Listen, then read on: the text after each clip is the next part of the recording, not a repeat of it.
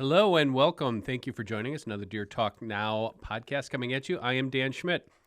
And behind the scenes is Campbell Pusto. He is our producer. Campbell, thanks for making this happen this morning with us. Yeah, no problem. Today we're going to bring you a podcast that I probably should have done before. We've gotten a lot of questions on social media we asked you guys, give us some topics. And we got specific ones, and that's what we want to do is we're going to not only give you the specific podcast, but we're going to break them down in what I hope, Campbell, help me with this, is easily digestible segments to answer some of these questions. And a lot of it is going to be, I know we've gotten into politics, we've gotten into some of the issues surrounding hunting, especially at the tail end of last year's podcast. We want to get back to some tactics that I've used my entire life. Campbell, read that question that we got. I think it's a really good one. I don't know if we got the listener's name on this one, but it's a pretty good question. Yeah. It just says, good morning, just a morning coffee thought. How do you combat access issues? For instance, public land where it's almost all walk in only, or a spot where the only way in causes you to essentially walk/enter through your hunting area. Just something to pick your brain this morning. It's one we get a lot. And actually what I find interesting, when he said coffee, by the way, we're going Diet Dew. That is not a promotion for them at all, but that's what my caffeine is today. You dealt with this a lot, Campbell, last year, didn't you? Campbell is, for you guys, you don't see Campbell on screen, but he is in our TV department. You took up bow hunting recently when you got here, and I know you were hunting public land, and you had issues. How do I access these areas? How do I get into a walk-in area without busting deer and things like that? Didn't you? Yeah. So it's something that's, I know, new for you. For me, I'm just going to I don't expect everybody to know my background, but I've worked here 31 years. Before I started here, I was just a diehard deer hunter, and I hunted public land exclusively almost, and I had to figure this out. It was for about 22 years. Here in Wisconsin. And if you guys are familiar with Wisconsin, Chequamegon National Forest, Nicolet National Forest were my go-to places as a hunter learning my craft. The state of Wisconsin has a lot of public ground, small parcels. So Price County, Ashland County, Bayfield County, Washington County, and Waupaca County. So if you know the state, those first three that I mentioned, Northwoods as it gets, and it's very difficult. So if you're not from Wisconsin, just think about it this way. Northern Minnesota, the UP of Michigan, the Adirondacks of New York, Vermont, Maine, Pennsylvania, and then even that is the type of hunting on public ground that I spent, like I said, 22 years of my life trying to figure out. And access was always an issue, and it still is an issue. I don't hunt public land hardly at all anymore, but all my hunting now is on private land, but small pieces, probably similar to the stuff everybody hunts. So 5 acres, 10 acres, 20 acres, 30 acres. What's our lease? We actually have a lease of 100 acres, which is almost impossible to access without busting deer. So I think I know a little bit about this. But what I'm going to do is saying this isn't gospel, but I think it might help people. And that is the biggest question, the biggest problem that I see guys have, or when they struggle is, and I think you had that, Campbell. You went in there, you were bow hunting with your buddy, and weren't you busting deer a lot? I busted one deer, but the walk was the main issue. I looked it up on Onyx and Google Maps, and it all looked like pretty easily walkable, and it was not. I walked maybe half a mile in an hour, and then I thought to myself, I was like, "There's no way I'm going to drag a deer through this." So I turned around. And that's the daunting part of public land. So before I even get into answering, I got 5 segments I'm going to answer this question in. The biggest problem with public land hunting, I wrote a book. It's 20 years old now. It's called Whitetail Wisdom. The biggest and it was called Get private out in public, and that was based off of all those years of public land hunting that I had. The biggest problem that a public land hunter has, number one, you have to come to grips with you are behind the 8 ball, and you have to embrace it. You, like Campbell said, you had to walk an hour to go a quarter of a mile. That's public land hunting. And guys who are really good at it figure out not only how to do that, how to have a short memory, knowing that the odds are going to be low, but also using that within your quiver of skills. The Deer Talk Now podcast is brought to you by Mossberg, Wildlife Research Center, Traditions Firearms, Outdoor Edge Knives, Hoyt Archery, and 10 Point Crossbow. So the first thing I'm going to say is to answer that question, and you guys are gonna say, "Oh, Dan, you're talking in circles. Get to the point." It's not that easy. I can't just give you an answer saying this is what you need to do. There's a million things you need to do. I'm gonna try to narrow it down. Number one, you have to look. The thing that I didn't have that you guys have today, you have Onyx, you have Hunt Stand, you have apps like that. Back when I did it, you had to go to the local library, get a plat book, and just see, okay, this is the land that I'm hunting. Chequamegon National Forest is like 1.3 million acres that I was hunting. And it's like the moon. I mean, it's very low deer densities, very hard to figure out. But you have those tools. So you looked at it and you said, wow, this looks pretty easy. At least you know what you're dealing with. A lot of times what we had then, we didn't know what we were dealing with. So number one, you got to know what you're dealing with. But the first thing you got to do after figuring that all out is how to outsmart other hunters. That's the first thing that I do when somebody says, how can I access a walk-in area where I've got to walk through where I think the deer are going to be? Forget about the deer. Think about the other hunters first, because I know that you're not going to have a property all to yourself. So you got to deal with the hunting pressure first. Number one, and Campbell's going to put up a graphic here. It's from my book. If there is a parking area and there are public trails and there's what I call roads most traveled, those you have to look at intently first before you figure out, like on this, I actually got to look because I sent it to you, Campbell. I know you're putting it up on the screen right now for these guys. But on this one in particular, this is actually a real property that I hunted a lot, and we shot a lot of deer off of it. You'll see the road there. You see there was a big cedar swamp. That was a white cedar swamp. It was fabulous. A creek ran around the edge of it, but you parked in that spot where you see that little square, that black square, and then that dotted line was the well-used trail that everybody used. And when I say figure out, most other hunters, even today, they're going to take the road. They're not taking the road less traveled. They're taking the road more traveled because it's easier. And they look at that and it's like, okay, I'm going to come in here. I'm going to go set up on the edge of the swamp over there. Or I'm going to try to bust my way and hunt in the middle of the swamp. Probably what you figured out. I can't walk through here. And if I do kill a deer, how am I getting it out of here? If you look at the top of that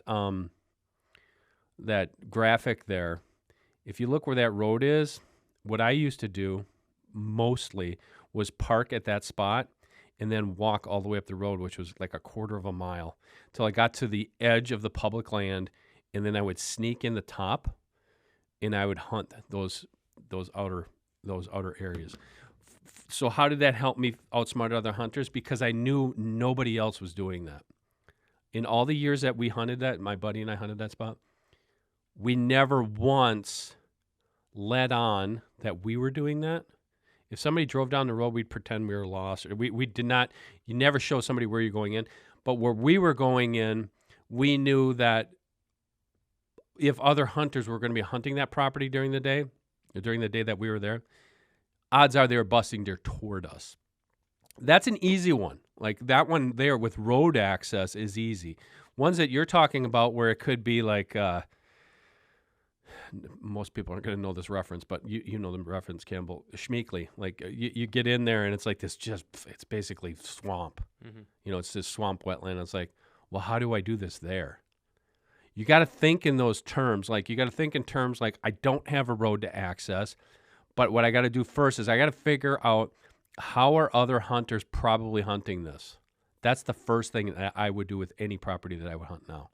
I would try to figure out how other hunters are hunting it first before I try to figure out how am I getting through that swamp without busting deer. Because a lot of times what you can do is you're going to let the other hunters bust the deer for you, and then the deer are going to come past you. I hope that makes a little bit of sense. The second point, that actually did. The second point is when hunting walk-in public areas, you got to use the road less traveled. And how can you do this? Like I said, an easier way is there a road that if you park off the road, can you walk back along that road? Can you backtrack? And it might not be easy. You might be able to access the property on a spot that's thick but it's far out of the way that nobody else is going. That's number one. Number two is there a creek or, a river or something? Is there something that you can follow that's going to make it easier for you to access a hunting area that you want to try? That's that would be number two, a road less traveled. Number three, and this is just changing your view on the property. I really recommend getting out of yourself, and because when you look at those Onyx maps, you say, "Oh man, I've got 300 acres to hunt here, and this is really remote up in this area. That's where I want to hunt." The road less traveled might be hunting that little 2 acres that's off the back end of that parking lot. I've done that very successfully, but you got to pick and choose your spots, and we're going to get to that. But does that make a little bit of sense? You have to figure out the first one, how to outsmart the other hunters, and then use that road less traveled. And what I mean by that, again, is areas that other guys might not think of, or ways to get to those areas that other guys might not think of. It's putting it all together. It's really, again, embracing the suck. That's actually a phrase. I know a guy who used to be a runner. He wrote a book about it. It was called Embrace the Suck. You used to be a runner, didn't you, Campbell? Yeah, when I was like in high school. Younger? Yeah. Like when you hit that wall, and you're like, you got to embrace that suck, and then you get through it, and then you're pretty good to go. That's with public land hunting too. You got to embrace the suck in the fact that this might suck. I might come out here and then, like, guess what? 5 other guys show up and it ruined my day. I can't let it ruin my day. I got to be like that cornerback who just got burned on a touchdown pass. I got to come back next play and pretend that play didn't happen and do better. And that's goes along with that. Third, you have to adjust how you hunt mornings and evenings when you're accessing a property. So, when I told you from the beginning of this, I said, don't focus on the deer behavior. Obviously, you have to, because you got to figure out how deer are using the property. But I always say figure out how hunters are using it first. Then really focus on how deer are using it. And then when you combine those two things, okay, most hunters are using it what? Just Saturdays and Sundays? Are they hunting middle of the week? Are they hunting all day? Probably not.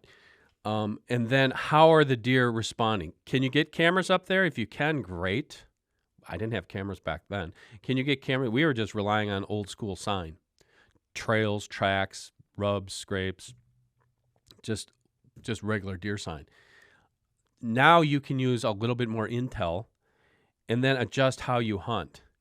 And normally what I find when hunting public land, whether it's a large piece or a 40-acre parcel behind a 40-acre DNR parcel behind some guy's house, I find that the routines that we get in, arriving, 30 minutes before first light, hunting for 4 hours, coming back to our truck, going back out and hunting, the deer pattern you like that fast.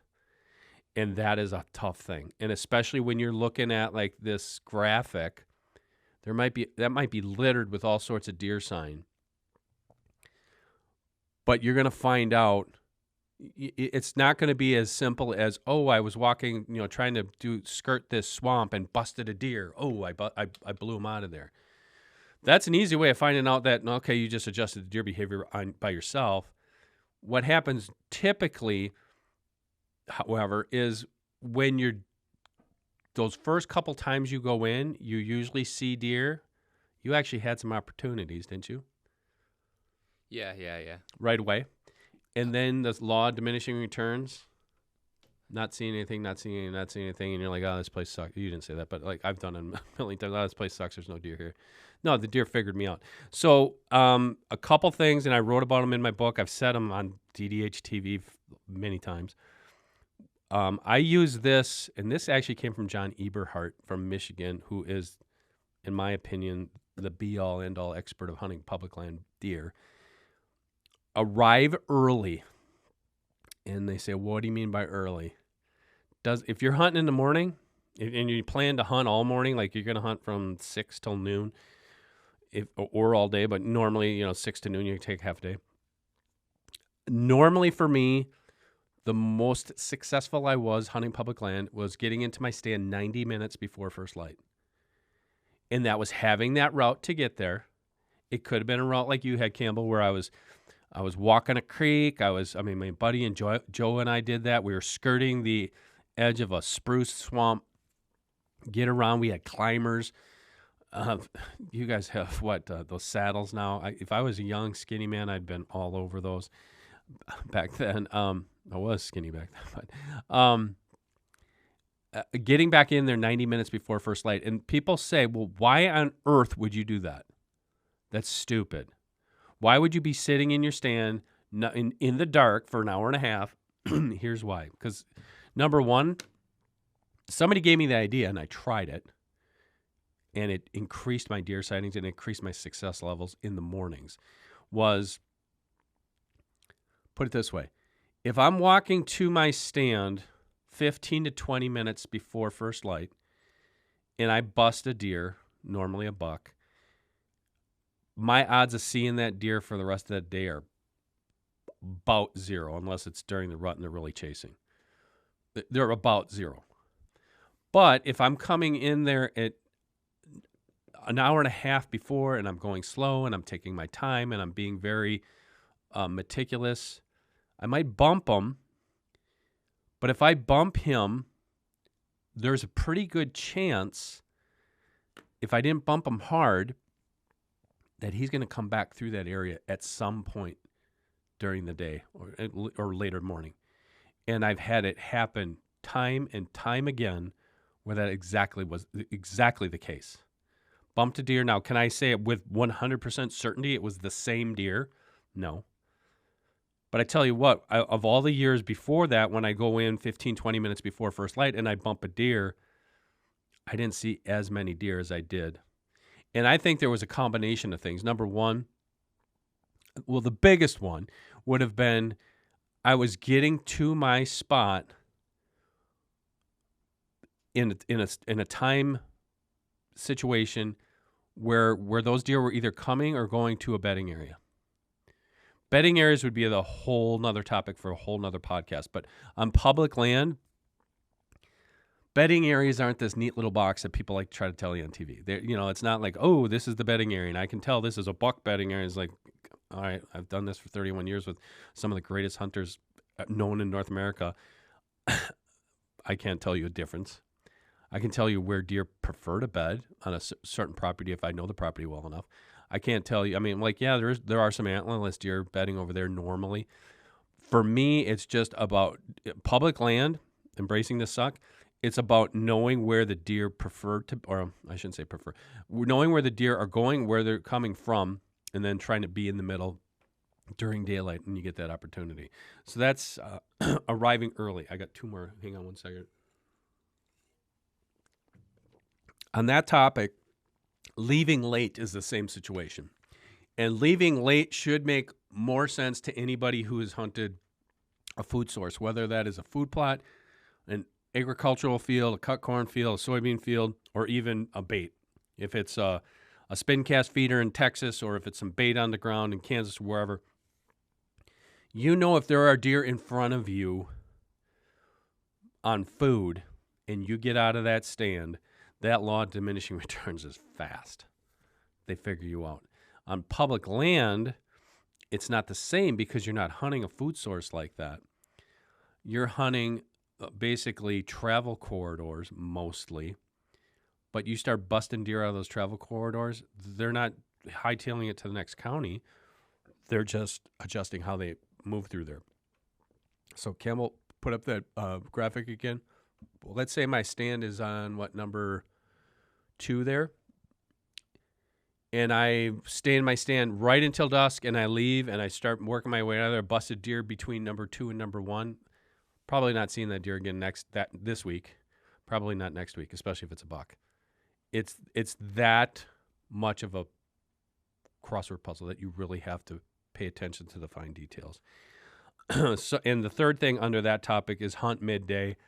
We've heard that a lot. Oh, hunt 10 o'clock to 2 o'clock. That's great activity. It is, but it's not like a light switch. I always recommend, because I did it, was like we got stuck in a trap. Like, no, we hunt from 6 a.m. I could never last till noon back then, even then. We'll hunt from 6 a.m. till 10. I'm going to try to hunt to 11, and go back in, eat lunch, go back to the cabin, come back out at, 1, sometimes 2, hunt till dark. And we did it time and time again. Deer sightings went down and down and down. And it's like, something's got to give. So then just on a whim, almost like on a, you know what? Heck with it. Let's try it. We're sleeping in until 9. And we're going to get out in our stands at 11. That works. And it's not, like I said, it's not like a light switch, but it works if you have the right properties. So the biggest thing that I always tell people when hunting public land, you got to break out of that mold where I'm going to XYZ public ground and hunting today. And then next Saturday, and then the next Saturday, or whatever. Break out of it. If you're only going to hunt that one piece of public ground, break out of it, hunt middays some days, hunt during the week. I used to take my vacation days on Wednesdays and hunt Tuesdays. When I worked at the newspaper, this is going way back, we would get comp time. On Tuesdays, we'd have half day off. I'd hunt Tuesday mornings. I'd hunt Thursday afternoons. So I would always mix that up. So it'd either be midday or off days. That's how I adjusted my patterns. And going through those areas, and I know I'm giving you guys a lot of information. It's just that I wish somebody would have helped me with this because we had to figure it out ourselves. Deer Talk Now is brought to you by the new Gen 4 series by Hoyt. These bows have a new 5-module system where every inch of draw is optimized for speed and efficiency. Their most advanced cam system is able to reduce torque and improve that natural point of aim. To check out the Carbon RX9, the Alpha AX2, and the rest of the Gen 4 bows, log on to Hoyt.com. Okay, back to the original question, Campbell. How to access these areas. Do you know what an ecotone is? It's a fancy word. I do not, no. An ecotone is a fancy word for how converging cover. So it's in the most idyllic situation, it would be like I mentioned spruce, where red spruce meets tag alders, or where tag alders kind of go up to some high ground and meet like a maple high ground. It's where the cover meets, and analyze that, number one, for deer sign, but analyze those ecotones for travel areas that you can get to from point A to point B. That's the biggest thing, because or in your case, where on the one you hunted in the swamp, or we're talking about this this lease that we have. That lease that we have, if I could give you guys a picture of it, it's mostly swamp grass that's eye high, chest high at least. And there's lots of it, and it's mostly wet. But if you look at it, there's little pockets and spots and corridors within that. There is a little kind of a creek drainage. There's kind of like, there's a power line that kind of comes through there. Those are all ecotones where things are kind of bumping up against each other. Even if it's a slight, subtle ecotone, normally there's going to be deer sign there, and normally there's going to be a route for you to get in there and hang a stand or brush out a natural blind. We've done lots of those. Some of them would be in areas where there's hilly areas. It could be like where the one I'm thinking of in particular is it's a lowland swamp. Mostly, I'm going to say like tag alders and even tamaracks, but it kind of comes up a little bit, and it's very, very subtle. But when we went in there, my buddy Joe and I, we found some rubs and scrapes, and we found some trails. And I'd always mentally mark those trails, not just because that's where the deer are coming through. It's like I can actually use some of those trails as my entry and exit points. The easiest ones are creeks. To analyze how a creek is running through a property and use that creek to my advantage to get from point A to point B and how I'm going to hunt. And again, they're never what you think they are.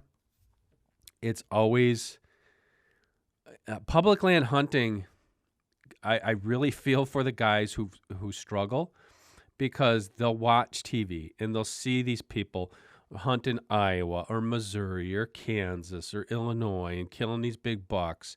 And they'll say, yeah, it must be nice to have it that easy. It is nice. I've hunted those properties. I've been invited on hunts like that. It is nice. But for me as a public land hunter, it's not going to do me any good to sit there and complain about it. It just has to force me. It has to push me that I've got to be better. And once I learn that stuff, once I learned this stuff in the Chequamegon National Forest, if you don't know about it, Google it. If you've hunted it, you know what I'm talking about. If you can kill a deer there, this other stuff's a piece of cake. If you get to hunt, a piece of private ground that you can plant food plots and stuff. I'm not saying it's easy. Well, I just said piece of cake, so I'm talking about both sides of my mouth. It's easier than hunting that public land. So you really get to learn that fast forward, use your whitetail wisdom to fast forward and outsmart the deer that you get on to hunt on these other properties. Fifth, is this the last one? Yes, it is the last one. So we talked about outsmart other hunters first, then dive into understanding how deer use the property, use the road less traveled on how to get to and from, adjust when you go hunting, and when you do that, then you learn those paths to get into those areas to hunt them. Analyze the ecotones. That's huge. Just know the land and know those wrinkles. A lot of times, I was hunting. It's just north of here. This is about 25 years ago.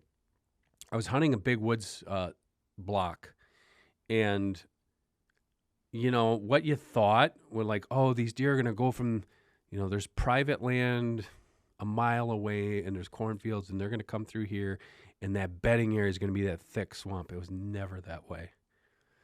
And that's why I say you have to hunt. You have to observe deer to know and let them teach you how to hunt them.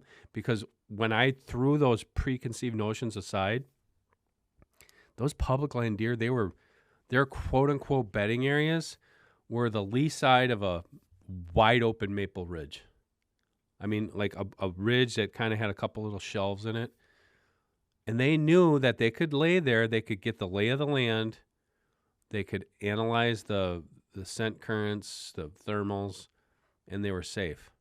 It wasn't that, the thickest cover, that's where they're going to be hiding always. It never worked out that way. So you got to keep an open mind to that. Okay, I know I've talked pretty much about myself, Campbell. I'm going to give you the last one, and then I'm going to let you got to throw a couple questions at me. Hang on one second. Okay, guys. The fifth thing that I would answer to that original question, let me back up. Have alternate routes based off of the wind, based off of hunter pressure, and based off of thermals. So let me say this. Let's say you looked at that map and you said, this is how I'm going to access that. You got to add to that. This is how I'm going to access on this chart stand 1 or stand 2 if the wind's out of the west or the northwest. See, that was automatically in my head. I just automatically, wind is always at the top of my mind, the predominant wind currents. Because you know what? A deer smells you, game's over. What about if I showed up on that, and it's really hard to get that through your head when you really want to go hunting? You know, you took off of work, you drove out there, you might have looked at the weather and it said, oh, the wind's going to be out of the northwest. And then you get there and it's not. It's out of the south. It's out of the east. And you're like, well, I took off. I want to go hunting. I'm going to go hunting. You got to have those backup spots. You either got to have backup spots where you can go somewhere else or backup spots on that property with your routes. So in a situation like that, let's say that happened to me, because it did happen to me. I showed up on this property here that you're looking at. I got to flip this so I can see it again. And I'm going to hunt stand site number 2. And on stand site number 2, I was, that actually lays just how a map would lay. I was assuming, because the deer did come out of the northwest, so I was assuming that the wind was going to be out of the west. Let's say I showed up and the wind was out of the southeast. It happens. Now what? Well, I'm probably not hunting number 2 at all.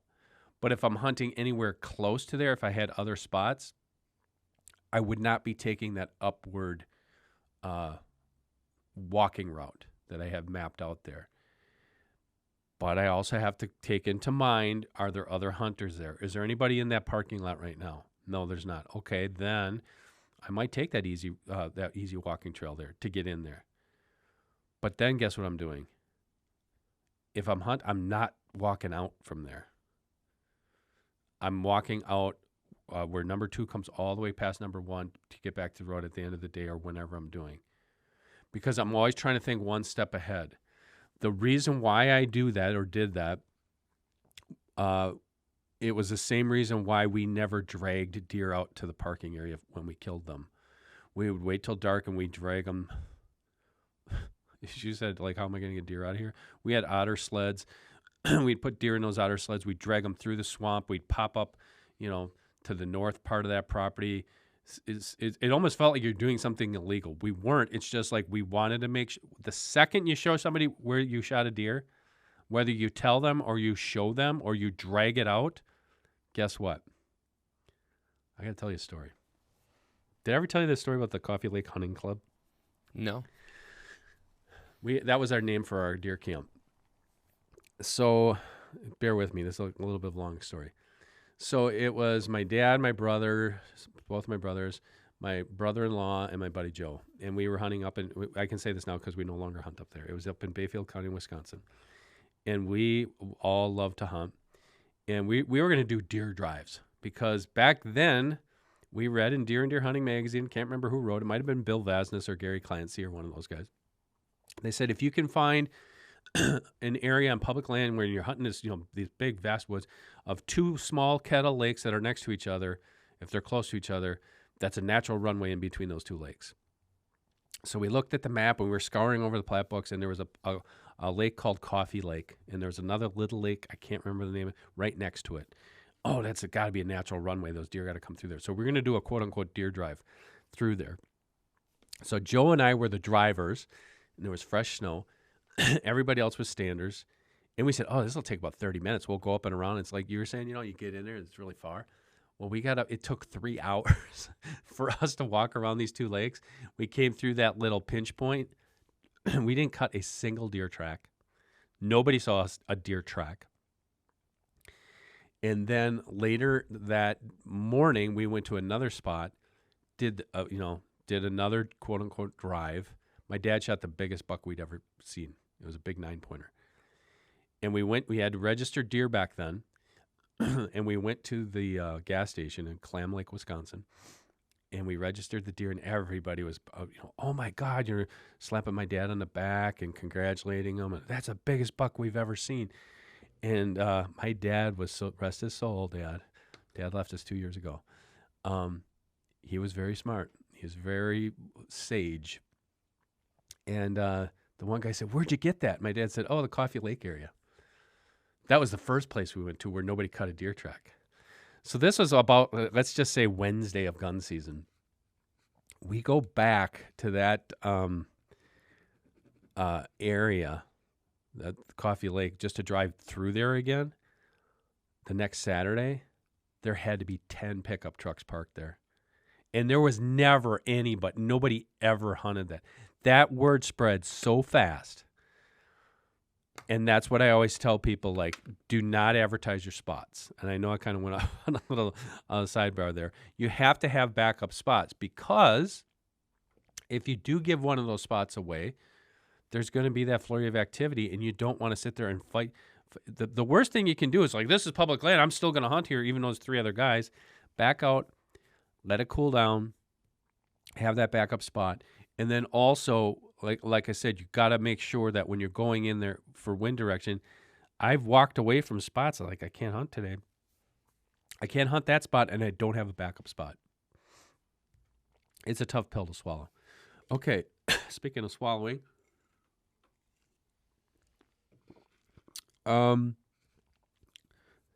couple more points on this number 5. We talked about midday hunting. If you can do this, I know a lot of you hunt the bigger parcels. Those midday hunts I talked about are often very good on a small parcel, because guys, like you said, once you start understanding the human dynamic behavior of this, those guys normally show up at first light, even bow hunting, hunt for a few hours, go back, take a break. That's where you sneak in there. It's kind of like turkey hunting. You sneak in there midday, get a 2 or 3 hour hunt in. Think about it in those terms, and how to access it. And then the last 2 points, bow versus gun spots, that you're going to have to figure out. Is this better in September, October, November, or is it better in November, December? You might have spots that you scout out that you're going to like, I'm not going to hunt that until late November or early December. Or you're going to say, actually, this spot is really probably only going to be productive September, October, especially if it's a public land piece that borders private land, ag, especially they cut the corn, whatever. It changes things. And then the last one would be state versus federal versus county. What's best really varies, and I know that guys that hunt CRP in some states, it doesn't make a difference. But like for me, in my experience, the best hunting that I've experienced was mostly on state properties, because they're smaller and they're more prime, and they were more tied to better natural resources like water, creeks, things like that. And they're closer to, managed private land. Federal, a lot more ground to try to figure out, and a lot more ground to weed out as far as what's productive and what's not productive. But the nice thing about federal land is there is a lot of it. And even though you might not see a lot of deer, it gives you a lot of peace. A lot of peace is like, yeah, I don't need to see a lot of deer. I just want to fill a tag at some point during the season, and you can do that. County is just a micro version of state.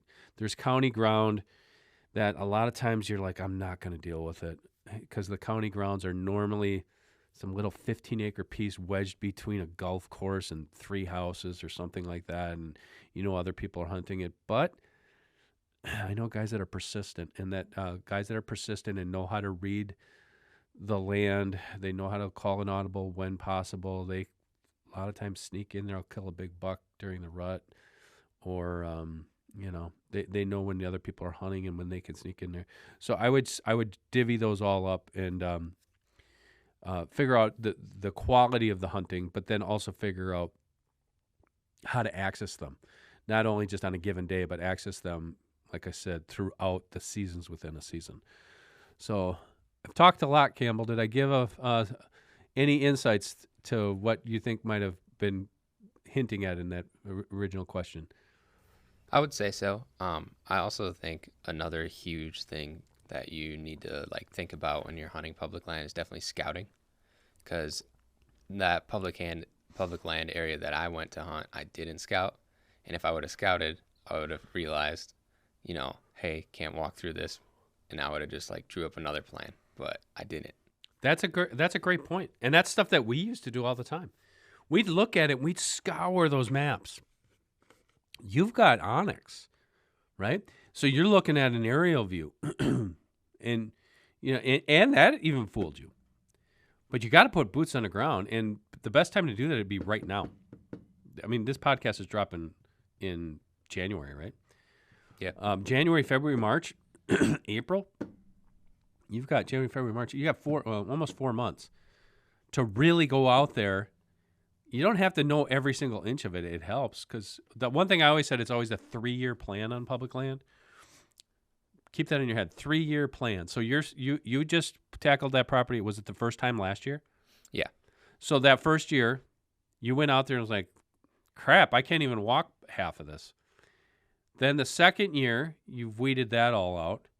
Now the third year is normally when it's going to shine, because you've kind of like narrowed things down. It's all the stuff I talked about. You narrowed down the hunting pressure, how other hunters are using it, how deer are using it, how you can access it. That's absolutely crucial. It's key. But then, and it is a lot of work, because like, okay, how big was that piece that you were hunting? Do you know how many acres approximately? I think it was like 2,000. That's big. 2,000 is huge. On that piece of property, theoretically, if 50% of it is huntable for deer, there's plenty of ground there for you to have backups. On the federal stuff that I hunted was the same way. It was millions of acres. It was like basically the world is your oyster, but it was hard to hunt. On these other pieces I hunted, small 40s and stuff that, DNR lands, you got to have another spot, and some of those spots are 5-10 miles away, or, and then within 3 years of hunting them, you start narrowing that down.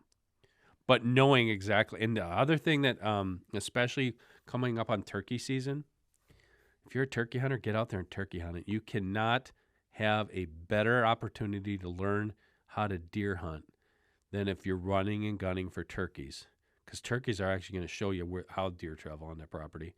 And then you're going to learn like, oh, I didn't know that there was a swamp here. Oh, I didn't know there was an old fence here. Or like, oh, here's a trail that I didn't even know existed. That kind of thing. And that helps you like, oh, I could access this spot through XYZ, other areas. I'm talked out. You got anything else for me, Campbell? No, I think it's good. Okay, so guys, I hope that gives you, like I said, take it for what it's worth. It's things that I learned. Hopefully some of that will help you in your trials and tribulations with hunting public land. I think there's nothing more satisfying in whitetail hunting. I don't care if you shoot a doe or a buck or whatever you shoot. There's nothing more satisfying than taking one off of public land. There really isn't. And there's a lot of other good resources I know out there on YouTube, and there's guys that's all they do is hunt public land, and they're really good at it. And like I said, some of them are super mobile. So absorb all that stuff like a sponge.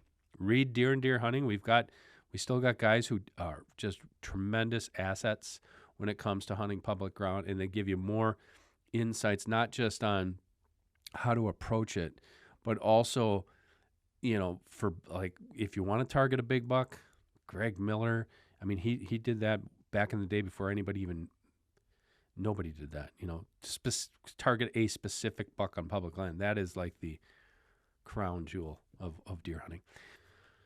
Okay, that's it for Campbell Pusto. I am Dan Schmidt. We thank you for listening to this podcast or watching this podcast. You can check out all the podcasts right there wherever you're streaming this. Download them.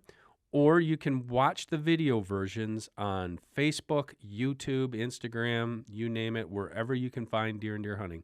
We'll catch you again next time. The Deer Talk Now podcast is brought to you by Mossberg, Wildlife Research Center, Traditions Firearms, Outdoor Edge Knives, Hoyt Archery, and 10 Point Crossbow.